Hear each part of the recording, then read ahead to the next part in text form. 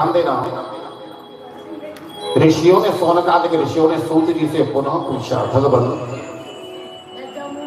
अभी आपने बताया अनेक अनेक प्रकार के पापियों को कथा सुनने से उद्धार हो जाता है, तो महाराज आपके पास में ऐसा कोई उदाहरण है, ऐसा कोई प्रसंग है कि जिसने अपने जीवन में अनेकों प्रकार के पाप कर्म किए हों और पाप करने के बाद में से प्रेत योनि पिशाच योनि मिल गई हो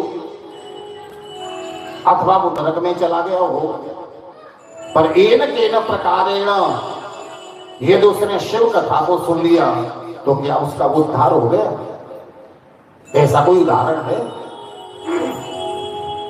तो सूत जी कहते हैं कि मैंने वेद व्यास जी के मुख से सुना है। और वेद व्यास जी ने किससे सुना? सनकादिक मुनियों से। और सनकादिक मुनियों ने किससे सुना? नंदी से। और नंदी ने कब सुना? जब भगवान से माता पार्वती को सुना रहे थे। ये क्रम है, ध्यान रखना, ये बैठ गया तो कथा समझ में आती रहेगी, ठीक है? तो सबसे पहले ये कथा को किसने सुनाया? भगवान शिव ने। किसको? माता पार्वती को। उसी समय किसने सुना? नंदी ने। नंदी ने विंध्याचल पर्वत पर जाके किसको सुनाया? सनकादिक मुनियों को। और सनकादिक मुनियों ने किसे सुनाया? व्यास जी को। और व्यास जी ने किसे सुनाया? सूत जी को। और सूत जी ने किसको सुना रहे हैं? सौनकादिक 88,000 ऋषियों से। ये क्रम है, ठीक है ना? बात समझ में आई? बोले शंकर भगवान की। तो ये पूछ रहे हैं ऋषि तो महाराज ये भी बताएं कि जिसने कथा को सुन लिया हो तो कथा सुनने मात्र से उसका उद्धार हो गया हो। तो उसके लिए सूत जी कहते हैं कि हे ऋषियों, मेरे पास में ऐसा भी एक उदाहरण है, ऐसा भी मेरे पास एक प्रसंग है शिव पुराण का, और वो है देवराज ब्राह्मण का। तो आइए हे ऋषियों, भगवान शिव के चरणों में ध्यान करते हुए और देवराज नाम के जो ब्राह्मण हैं उनके चरित्रों को श्रवण करें। जय शिव ओंकारा अविनाशी गंगाधर कैलाशपति। बोलो जय शिव ओंकारा अविनाशी गंगाधर कैलाशपति। बोलो जय शिव ओंकारा अविनाशी गंगाधर कैलाशपति। बोलो जय शिव ओंकारा अविनाशी गंगाधर कैलाशपति। बोलो जय शिव ओंकारा अविनाशी गंगाधर कैलाशपति। बोलो जय शिव ओंकारा अविनाशी गंगाधर कैलाशपति। बोलो जय शिव ओंकारा अविनाशी गंगाधर कैलाशपति। बोलो जय शिव ओंकारा अविनाशी गंगाधर कैलाशपति। बोलो जय शिव ओंकारा अविनाशी गंगाधर कैलाशपति। बोलो जय शिव ओंकारा अविनाशी गंगाधर कैलाशपति। बोलो जय शिव ओंकारा अविनाशी गंगाधर कैलाशपति। जय शिव ओंकारा अविनाशी गंगाधर कैलाशपति। बोलो जय शिव ओंकारा अविनाशी गंगाधर कैलाशपति। बोलो जय शिव ओंकारा अविनाशी गंगाधर कैलाशपति। जय शिव ओंकार अविनाशी गंगाधर कैलाशपति। जय शिव ओंकार अविनाशी गंगाधर कैलाशपति। जय शिव ओंकार अविनाशी गंगाधर कैलाशपति। जय शिव ओंकार अविनाशी गंगाधर कैलाशपति। जय शिव ओंकार अविनाशी गंगाधर कैलाशपति। जय शिव ओंकार अविनाशी गंगाधर कैलाशपति।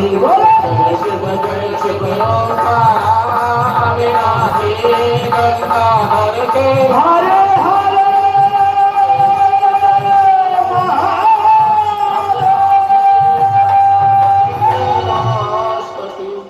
बोले शंकर भगवान की जय हो।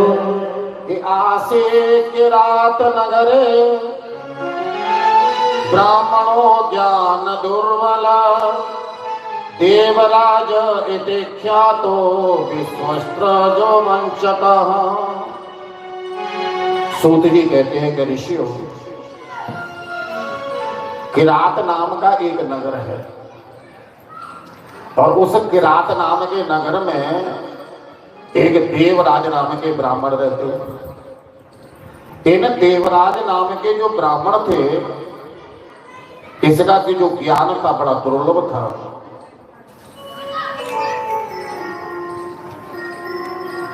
ब्राह्मण के लिए जीवन का सबसे बड़ा जो कष्ट है, ध्यान दें, वो ज्ञान की प्राप्ति न होना, मूर्ख बनकर के रहना, ये सबसे बड़ा जीवन का कष्ट होता है। ब्राह्मण के अंदर ज्ञान है तो उसके पास में सब कुछ है। यदि ब्राह्मण के पास ज्ञान नहीं है, ज्ञानहीन है, तो उसके जीवन का ये सबसे बड़ा कष्ट होता है। इसलिए ब्राह्मण को ज्ञानहीन नहीं होना चाहिए। ब्राह्मण देवराज ज्ञानहीन था। देवराज ने अपने जीवन काल में अपने लोगों को ही ठगता रहता है। कुछ लोगों की प्रवृत्ति होती है, तो दूसरों को तो वो ठगते ही हैं, पर अपने को भी कभी नहीं छोड़ते हैं। ऐसी प्रवृत्ति होती है। दूसरों को तो वो ठग ही रहे हैं, पर अपना जो निकटतम है, अपना जो स्वजन है, अपना जो बंधु बांधव है, उसे भी वो नहीं चूकते ठगने बिना, उसे भी ठग लेते। उनकी प्रवृत्ति है। तो इस प्रकार से देवराज ब्राह्मण ने अपने जीवन काल में अधर्म पूर्वक, अन्याय पूर्वक, दुराचार पूर्वक बहुत धन इकट्ठा कर लिया। क्योंकि दिन रात उसका एक ही काम था, स्वजन बांधवों आदि को ठगना। तो इस प्रकार से उसने खूब धन कमाया, धन इकट्ठा कर लिया। और जैसा धन होता है ना, उसी प्रकार की ये मति बुद्धि हो जाती है, उसी प्रकार के विचार हो जाते हैं, उसी प्रकार की फिर संगति हो जाती है। यदि आपके सद्विचार हैं तो आपकी संगति भी अच्छी होगी, और संगति का प्रभाव बहुत जल्दी पड़ता है। सत्संग का भले ही विलंब से हो, पर संगत का जो असर है वो बहुत जल्दी चढ़ता है। संगत का जो रंग है ना, वो बहुत जल्दी चढ़ जाता है। बोले शंकर भगवान की ये तो इसने एक बार अधर्म से खूब धन इकट्ठा कर लिया, अन्याय से धन इकट्ठा कर लिया, और एक बार एक तालाब में, किसी सरोवर में देवराज ब्राह्मण नहाने के लिए गए। अब जैसे ये ब्राह्मण देवराज उस सरोवर पर पहुंचा, तो वहां जाके क्या देखा कि एक वेश्या वहां रमण कर रही है। और रमण करते उस वेश्या को देखा जिसका नाम था शोभावती। बस उसके विहार को देखते, उसके रमण को देखते ही इसका जो मन था उसके प्रति चला गया। इसने अपने मन को अपनी पत्नी में से हटाया, उसे वेश्या की ओर लगा दिया और जितना भी धन था उस वेश्या को प्रसन्न करने के लिए दे दिया। अब तो इसने महाराज उस वेश्या के साथ में ही रहना प्रारंभ कर दिया। शोभावती वेश्या जो कहती वही ये ब्राह्मण करता। तो ये क्या है? संगति का साथ। एक भौरा था और भौरे की मित्रता एक कीड़े से हो गई। कीड़ा जो होता है कीचड़ आदि का, उससे मित्रता हो गई। ध्यान से सुनना। तो भौरा कीड़े से बोला, अरे भैया तुम तो बड़ी दुर्गंध स्थान पर रहते हो, तुम्हारा तो कीचड़ में आदि में निवास है, बड़ी दुर्गंध आती है। अरे मेरा जो निवास है ना वो तो बहुत सुंदर अच्छी जगह पर है, क्योंकि भौरा हमेशा कमल के पुष्प पर बैठता है और कमल का पुष्प कितना कोमल है, कितना सुगंधित है। तो भौरा बोला हमने तुम्हें देख लिया कि तुम तो बहुत गंदे हो, तुम्हारी जहां रहते हो वो स्थान भी गंदा है, कभी हमारे घर पे आओ। वो कीड़ा बोला ठीक है, समय आने पर आएंगे। और ऐसा जब वो समय आया तो वो कीचड़ का कीड़ा और भौरा से मिलने के लिए गया। अब भौरा का बास तो कमल के फूल पर है। वहां कीड़ा जब पहुंचा तो बड़ी सुगंधी आई उसे। और भौरा बोला कैसा लगा हमारा घर, हमारा स्थान कैसा लगा? भैया तुम्हारा जगह, तुम्हारा घर तो बड़ा सुंदर है, तो ठीक है हमारे घर में तुम कुछ दिन पास करो, यहाँ का भी तो आनंद लो ना, फिर तो तुम्हें कीचड़ में जाना ही है, गंदे स्थान पे जाना ही। और इतना कहकर के भौरा तो चला गया, कीड़ा रहने लगा। इतने ही में कोई भगवान शिव का भक्त आ गया और उस भगवान के शिव के भक्त ने आकर के भगवान शिव की पूजा करने के लिए पुष्प आकर के तोड़े। तो फूलों को तोड़ते तोड़ते जिस फूल पर वो कीड़ा बैठा था वो भी फूल तोड़ लिया और लेकर के भगवान शिव के मंदिर में गए। जाकर के जैसा उसका नियम था पूजा करने का, पूजा की और वो जो फूल थे वो भगवान शिव को अर्पण कर दिए, अर्पण करके चला गया। जब वो चला गया शाम को पुजारी जी ने मंदिर खोला, सफाई कर रही है। सफाई की तो जितने भी बेलपत्र थे, फूल थे आदि जो भी चढ़ाया था वो उन्होंने उठाया और जहां कूड़ा डालते थे वहां डाल दिया।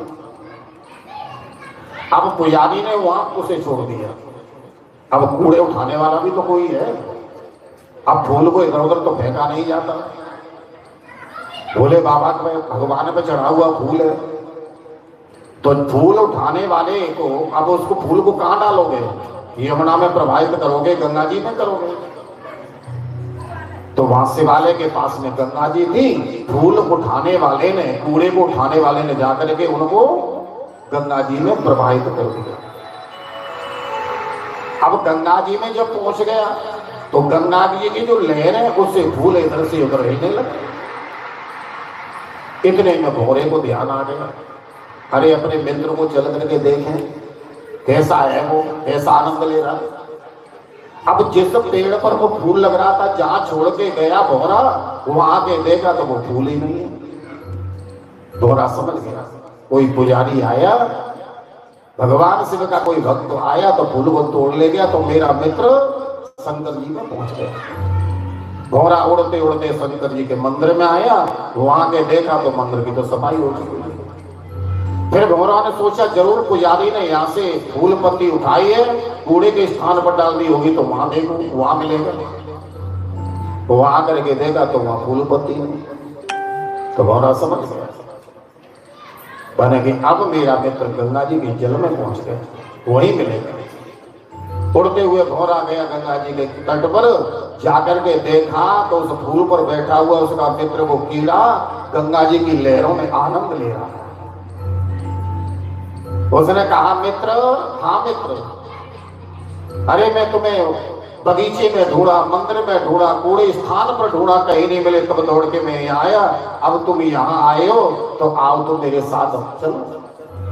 कीड़ा बोला मित्र, मैंने तुम्हारी संगति क्या की, मेरा तो जीवन ही बदल गया। मेरा तो ये जीवन ही सुधर गया।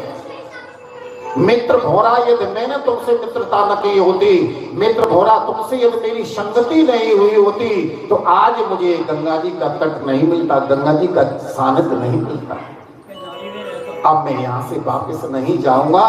इसके लिए तो जीव अनेकानेक जन्मों तक तरसता रहता है, फिर भी उसे प्राप्त नहीं हो पाता। और आज तुमसे मेरी संगति होने से, तुमसे मित्रता करने से मुझे गंगा जी के चरणों का आश्रय मिल गया। तो भैया अब मैं यहाँ नहीं जाऊंगा। कहने का तात्पर्य है कि संगति का सार, आप अच्छी संगति करेंगे तो आपके अंदर सद्विचार जागृत होंगे, और संगति में आप प्रवेश करेंगे तो आपके अंदर दुर्व्यवहार आदि जागृत होंगे। यही देवराज ब्राह्मण का हुआ। देवराज ब्राह्मण की संगति हो गई वेश्या से। अब वेश्या के साथ में रह करके तुम्हारा दिन रात जुआ खेलना, शराब पीना, नाना प्रकार के पशुओं का वध करके मांस का भक्षण करना, दिन रात ये पाप कर्म करने लगा। एक दिन महाराज वेश्या को प्रसन्न करने के लिए माता पिता के पास, पत्नी के पास में जो धन शेष रह गया था उसे आकर के याचना की, अपने माता पिता से मेरे धन को दो। उन्होंने जब मना किया तो आज इसने क्या किया, अपने माता पिता और अपनी पत्नी का ही वध कर दिया, देवराज ब्राह्मण। और जितना भी धन था उसे वेश्या के पास ले गया। इस प्रकार से महाराज दिन रात ये पाप कर्म लीन हो गया, जिसने अपनी साध्वी ब्राह्मणी माता पिता का भी वध कर दिया। पाप करते करते महाराज इसका जीवन व्यतीत होने को आ गया, वृद्धावस्था से शरीर जर्जर हो गया। तब एक दिन ये भूखा प्यासा देवराज ब्राह्मण और मानव प्रतिष्ठानपुर नाम का जो नगर है वहां पहुंच गया। प्रतिष्ठानपुर का दूसरा नाम है प्रयागराज। दूसरा नाम क्या है? प्रयागराज। और प्रयागराज में आपने देखा होगा इलाहाबाद के बगल में झूसी है।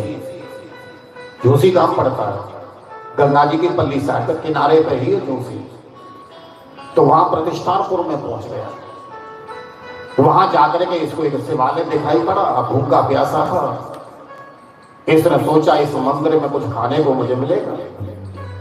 अब ये देवराज ब्राह्मण धीरे धीरे उस मंदिर में पहुंचा, पर जब तक इसको बहुत तेज बुखार आ गया।